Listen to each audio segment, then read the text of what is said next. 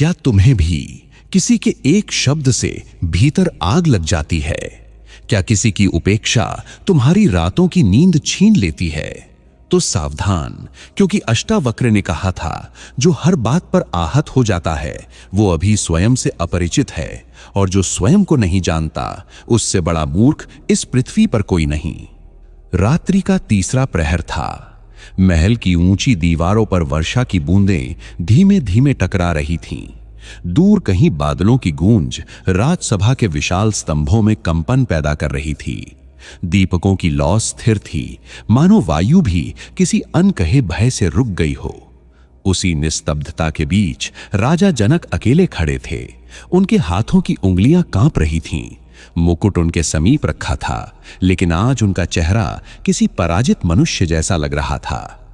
तभी सभा के विशाल द्वार बिना किसी ध्वनि के खुले। अष्टावक्र भीतर आए। उनके चरणों के नीचे भीगे पत्थरों की हल्की ध्वनि उस मौन में विचित्र रूप से स्पष्ट सुनाई दे रही थी।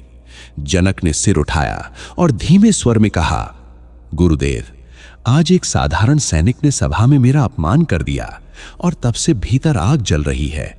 मैं शांत नहीं हो पा रहा। अष्टावक्र कुछ क्षण उन्हें देखते रहे, फिर धीरे से आगे बढ़े और सिंहासन पर रखे मुकुट को हाथ में उठाकर बोले, तो तुम्हें चोट यहां लगी है? उन्होंने मुकुट को देखा, या यहां? उनकी दृष्टि सीधे जनक की आंखों में उतर गई।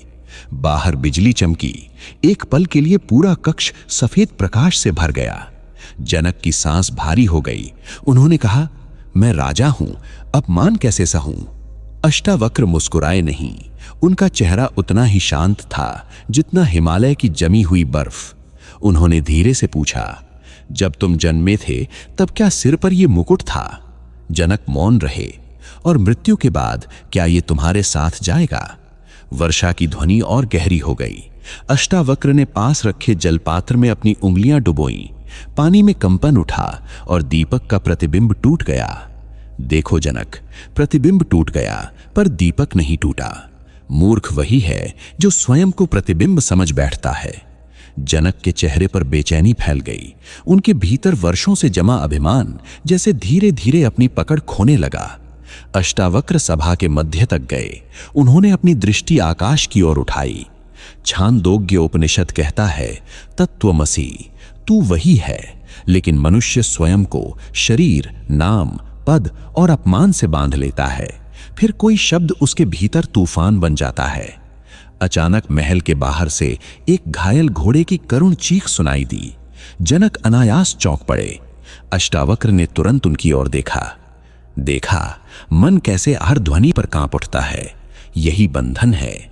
जनक धीरे धीरे सिंहासन से उतर आए। उनके पैरों के नीचे ठंडे पत्थरों की नमी थी। उन्होंने पहली बार महसूस किया कि उनके भीतर जो पीड़ा है वो सैनिक के शब्दों से नहीं बल्कि स्वयं के बनाए हुए मैं से जन्मी है। अष्टावक्र ने कहा, मनुष्य का सबसे बड़ा शत्रु बाहर नहीं, भीतर बैठा अहंकार है। जिस दिन कोई तुम्हारी प्रशंसा करे तुम प्रसन्न हो जाते हो। जिस दिन कोई निंदा करे तुम टूट जाते हो। इसका अर्थ है तुम्हारा सुख अभी दूसरों की जीभ का दास है। सभा में मौन गहराता चला गया। दूर कहीं शंख की धीमी ध्वनि सुनाई दी। जनक की आंखें अब लाल नहीं थीं, उनमें भय उतर आया था। उन्होंने कांपते स्वर में पूछा, तो क्या मैं वास्तव में इतना दुर्बल हूं? अष्टावक्र धीरे से उनके समीप आए। दुर्बल नहीं, अज्ञानी, क्योंकि तुमने स्वयं को उस चीज से जोड़ लिया जो बदलती रहती है। गीता में कृष्ण ने अर्जुन से कहा था, आत्मा को शस्त्र काट नहीं सकता, अग्नि जला नहीं सकती, फिर शब्द तुम्हें कैसे घायल कर सकते हैं? जनक की सांसें अब धीमी हो चुकी थीं। बाहर वर्षा रुकने लगी थी। केवल छतों से टपकते जल की ध्वनि शेष थी। अचानक जनक के मन में वो सैनिक का चेहरा उभरा।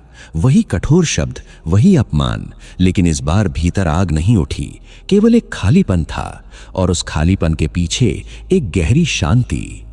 अष्टावक्र ने धीरे से कहा, जिस दिन तुम ये देख लोगे कि अपमान केवल अहंकार को चोट पहुंचाता है, आत्मा को नहीं, उसी दिन तुम्हारी जंजीर टूट जाएगी। जनक की आंखों से आंसू गिर पड़े, लेकिन वो दुख के आंसू नहीं थे। ऐसा लग रहा था जैसे वर्षों से भीतर जमा कोई भारी पत्थर पिघल रहा हो। उन्होंने धीरे से अपना मुकुट उठाया और सिंहासन पर रख दिया। फिर अष्टावक्र के चरणों के निकट भूमि पर बैठ गए। उसी क्षण पूर्व दिशा में बादलों के पीछे से हल्की चंद्रमा प्रकट हुई। उसके धुंधले प्रकाश में सभा का कक्ष किसी मंदिर जैसा लगने लगा। वायु स्थिर थी, दीपकों की लौ अब बिल्कुल शांत थी। जनक ने बंद आंखों से कहा, अब समझ आया गुरुदेव, जो हर बात पर आहत हो जाता है वो संसार का नहीं, अपने ही भ्रम का बंदी होता है। अष्टावक्र ने कोई उत्तर नहीं दिया, केवल उनकी दृष्टि में वही निस्तब्ध आकाश था जिसमें न अपमान टिकता है, न प्रशंसा, न भय, न अहंकार। कुछ देर बाद महल के गलियारों में केवल वर्षा के बाद उठी मिट्टी की सुगंध थी, और उस रात्रि पहली बार जनक ने भीतर ऐसी शांति महसूस की जिसे किसी शब्द से तोड़ा नहीं जा सकता था। यदि ये कथा आपके भीतर किसी गहरे सत्य को छू गई हो तो वीडियो को लाइक करें, चैनल को सब्सक्राइब करें और इस ज्ञान को दूसरों तक अवश्य साझा करें, क्योंकि शायद किसी और का मन भी अभी शब्दों की कैद में बंद हो।